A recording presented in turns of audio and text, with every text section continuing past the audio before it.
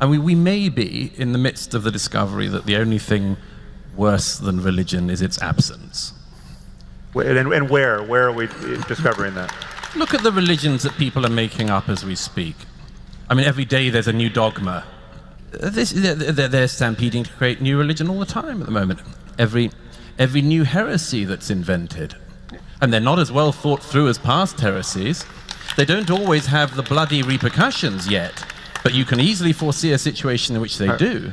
Right, I mean, a new religion is being created as we speak by a new generation of people who think they are non-ideological, who think they're very rational, who think they're past myth, who think they're past story, who think they're better than any of their ancestors and have never bothered to even study their ancestors. No truer words have been spoken. We have somehow deluded ourselves. It's an artifact of modernity that we think, and maybe people of all times have always thought that they were superior in intellect and insight and all of that to all of the people that preceded them. But I think we've got a really, really bad case of that.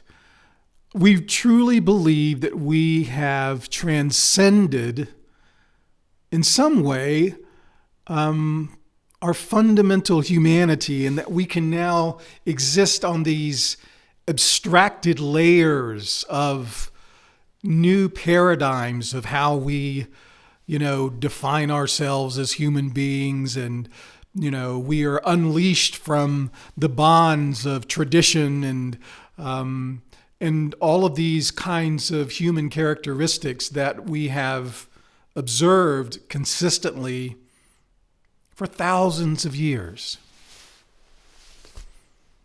It's an illusion. It's a delusion.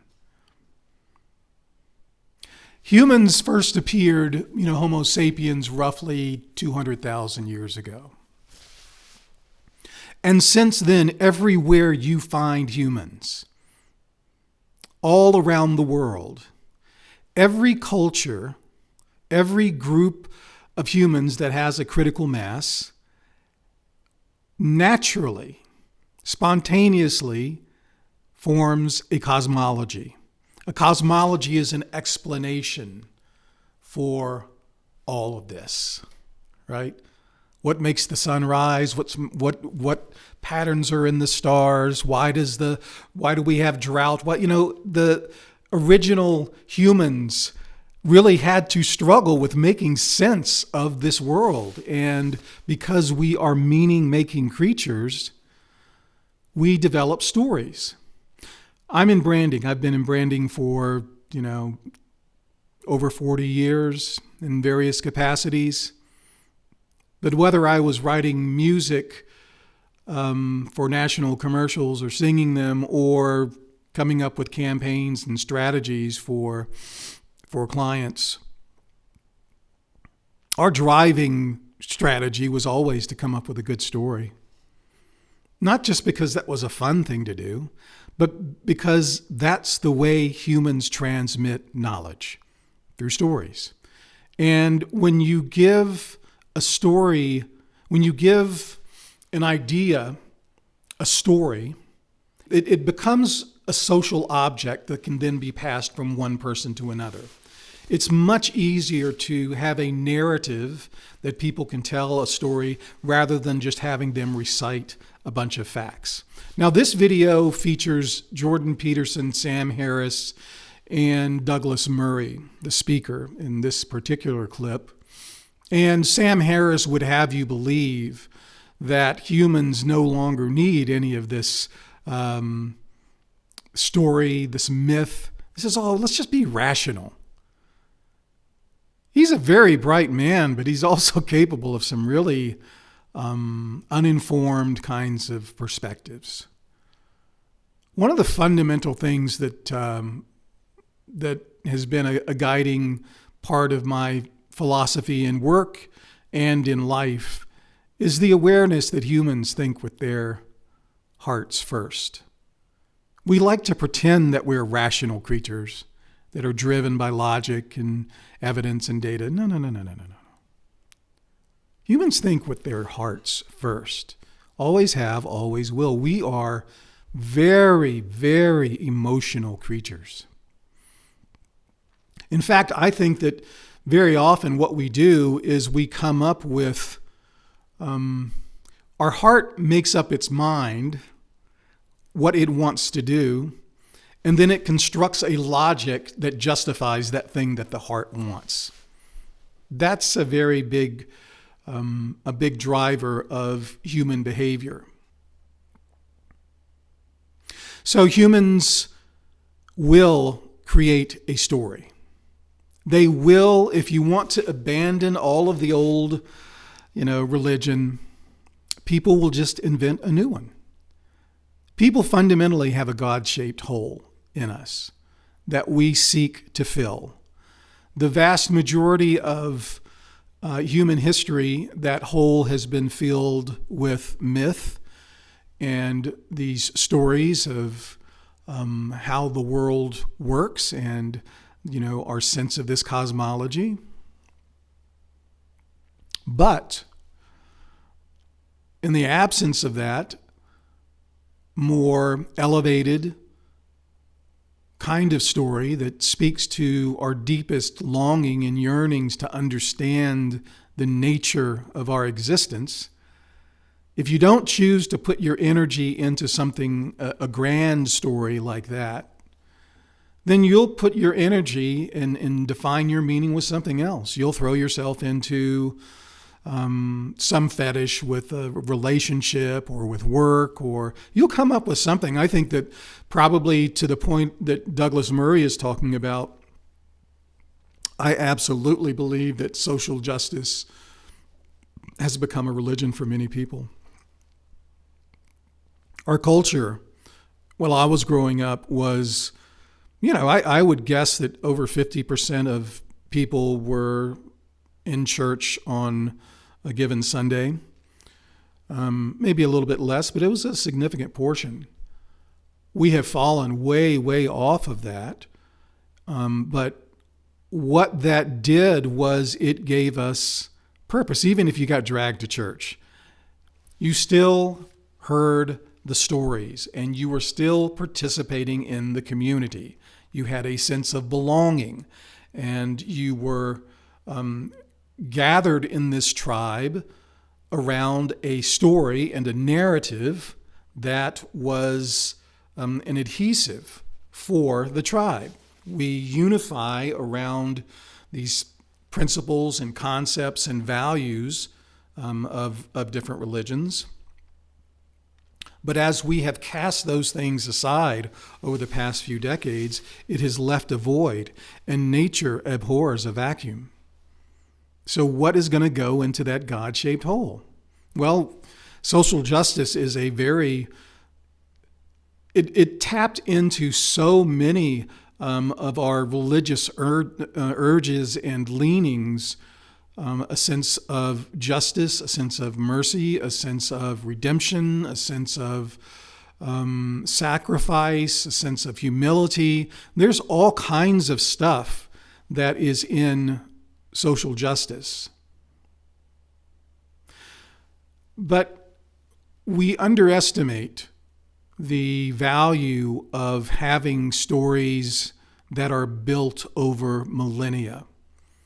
And what happens when stories are written and refined over thousands of years, they become pregnant with meaning and an internal logical consistency, because that makes them stickier stories, than is really possible when you do these kinds of ad hoc religions of like social justice. These are often formulated certainly off of some basic urges of our humanity, but the narrative is often authored in academia. A lot of the language that I hear spoken in many of these social justice circles are clearly academic jargon.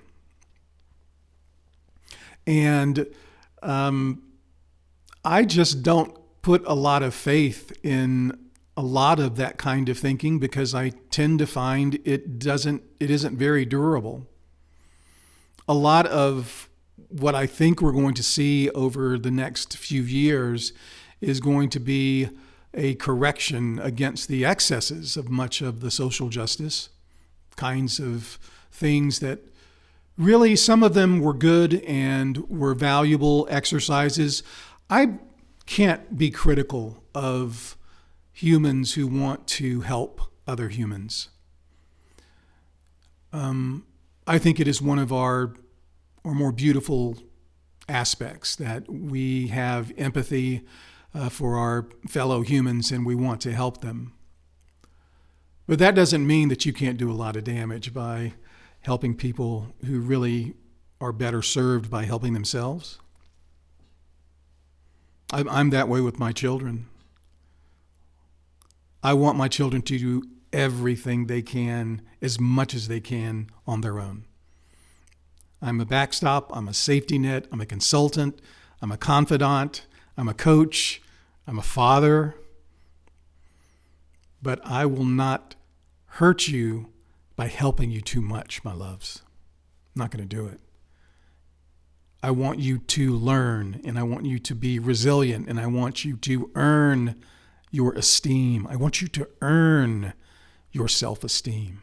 It can't be given to you. You have got to go out into the world and earn it, scars and all. And I think that much of the thinking in these circles was insulting. Poor thing, can't do it by yourself. Here, let me help you. Let me help you. Let me give you this crutch. Let me be your crutch. You know what happens if you stay on a crutch too long? You never heal. You stay weak. Get rid of crutches as soon as possible. I do worry about this, what is going to fill the hole, this God-shaped hole as we continue to move forward. I tend to think that we will have a correction and have some return to a more grounded, more familiar, more meaningful and durable narrative, probably religiously based. I think we will find people wanting to return to some of that because so many of the promises of these new religions are empty. That's not to say that the old religions were perfect.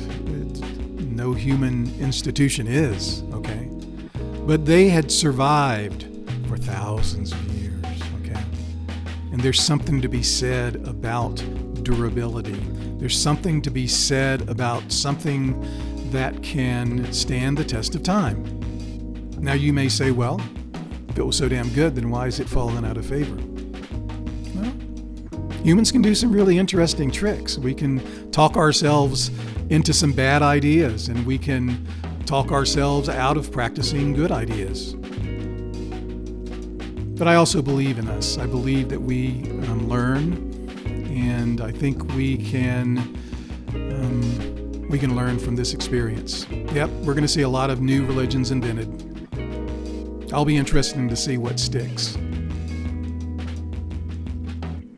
and whether it's worthy of sticking. Peace.